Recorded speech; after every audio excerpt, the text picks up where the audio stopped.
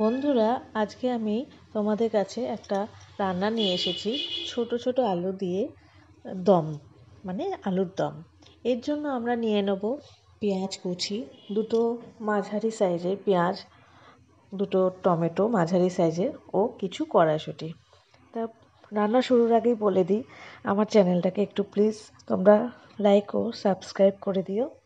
প্রথমে আমরা একটা কড়াতে তেল নিয়ে নেব।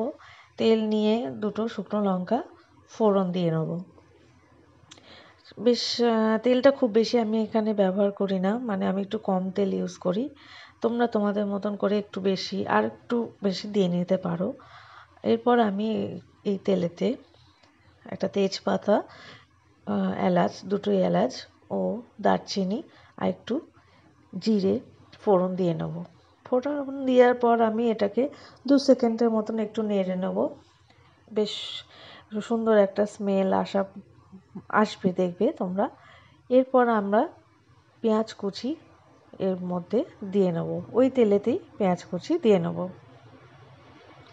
পেঁয়াজগুলোকে একটু সরু সরু করে কাটবে বন্ধুরা তোমরা, তাহলে দেখবে খুব তাড়াতাড়ি ভাজা ভাজা হয়ে যাবে ও গলে গিয়ে সেটা একটা গ্রেভিটা খুব ভালো হবে।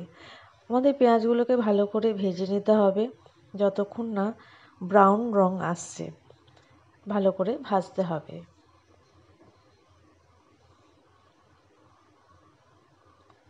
এদিক ওদিক করে ভালো করে নেড়ে চেড়ে ভেজে নিতে হবে, যাতে কোনো পেঁয়াজ কাঁচা না রয়ে যায়, সবটাই যেন পুরোটা ব্রাউন রং হয়। এরপর আমরা টমেটো কুচি যেটা করে রেখেছিলাম সেটাকে এর মধ্যে দেব। টমেটোটাকেও ভালো করে কুচি কুচি করে নেবে একটু, তাহলে তাড়াতাড়ি ওটা গলে যাবে এবং গ্রেভি হতে সাহায্য করবে, মানে খুব ভালো গ্রেভি হবে। এরপর আমরা নুন দিয়ে নেব। পরে আমরা আবার নুন দেব, কিন্তু এখন আমি একটু অল্প নুন দিয়ে দেবো। তার কারণ হচ্ছে এই নুন দিলে টমেটোটা নরম হয়ে যায়, আর তলে মশলাটা খুব তাড়াতাড়ি তৈরি হয়।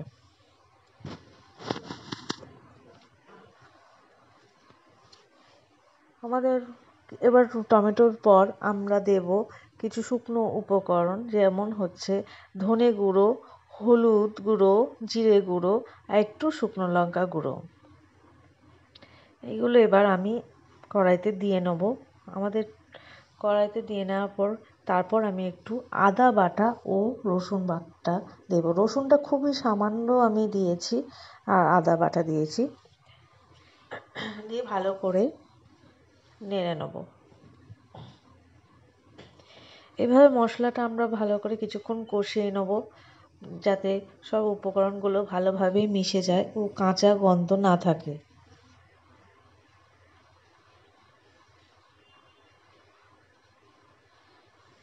এখানে তেল বেশি দিলে অনেকটাই তাড়াতাড়ি কষানো হয়ে যায়, তেল ছাড়তে শুরু করে। আমি একটু কম তেলেই রান্না করি, সেই জন্য আমার একটু সময় লাগে। তবে একটু ধৈর্য দিয়ে রান্না করলে কম তেলে রান্না খুব সুন্দর হয়। এরপর আমার যে ছোট ছোট আলুগুলো সেদ্ধ করে আমি আগে থেকেই খোসা ছাড়িয়ে রেখে দিয়েছিলাম, সেটা আমি এর মধ্যে দিয়ে দেবো।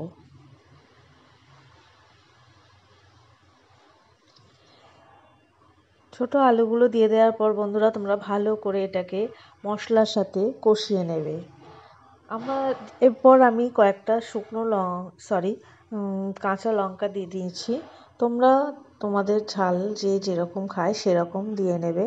আমার বাড়িতে বাচ্চা আছে, তাই খুব একটা ঝাল দিই না, অল্পই ঝাল দিয়েছি লঙ্কা।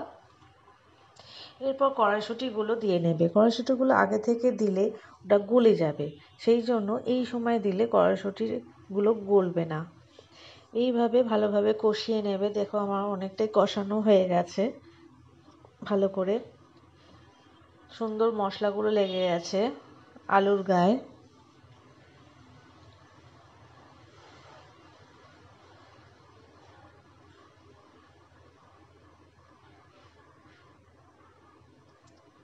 ভালো করে কষিয়ে নেবে তোমরা।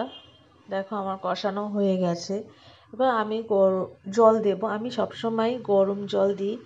আমি আমার যে ইলেকট্রিক জগ হয়, তাতে আমি সবসময় জল গরম করে নিই, তাতে রান্না করতে সুবিধাও হয় আর দেখবে তাড়াতাড়ি মানে হয়ে যায়। তা আমি সেই এখানে জল মিশিয়ে নিলাম। আমি একটুখানি ঝোল কমই রাখবো যাতে রুটি দিয়ে খাওয়ার মতন। এরপর আমরা কিছুক্ষণ ফুটতে দেব।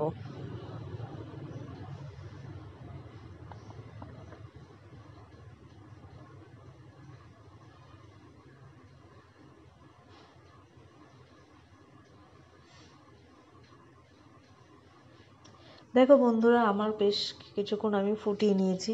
আমি চাপা দিয়ে ফোটাইনি, তার কারণ হচ্ছে আলুগুলো গলে যাবে বলে। আমি এমনি ফুটিয়ে নিয়েছি বেশ 10 মিনিটের মতন, 10 থেকে 15 মিনিটের মতন। তারপর আমি একটু গরম মশলা ও ধনেপাতা এর মধ্যে মিশিয়ে নিলাম। ধনেপাতা গরম মশলা মিশিয়ে আমি সুন্দর করে ভালো করে একবার নেড়ে নেবো। এই সময় তোমরা নুনটা দেখে নেবে যার যেমন লাগে। তাহলে বন্ধুরা দেখো, আমার রান্না হয়ে গেছে, কেমন লাগে বল।